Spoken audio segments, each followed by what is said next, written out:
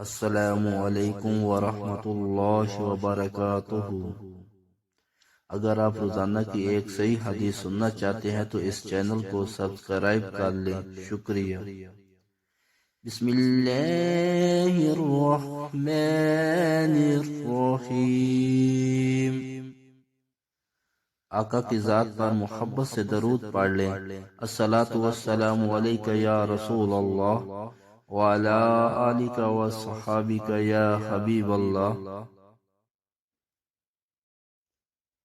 ابو ہریرہ رضی اللہ عنہ سے روایت ہے کہ نبی اکرم صلی اللہ علیہ وسلم نے فرمایا، جس نے کسی مسلمان کی کوئی دنیاوی تکلیف دور کی، اللہ تعالیٰ اس کی قیامت کی تکلیفوں میں سے کوئی تکلیف دور فرما دے گا۔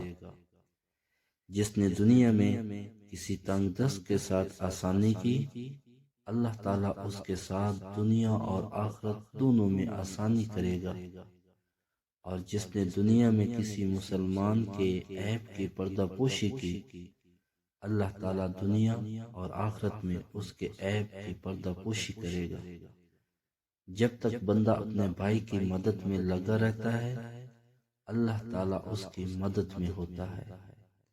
حدیث نمبر 1930 ترمذی شریف۔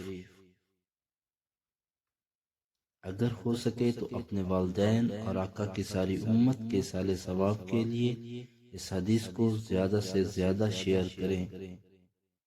جزاک اللہ خیرہ۔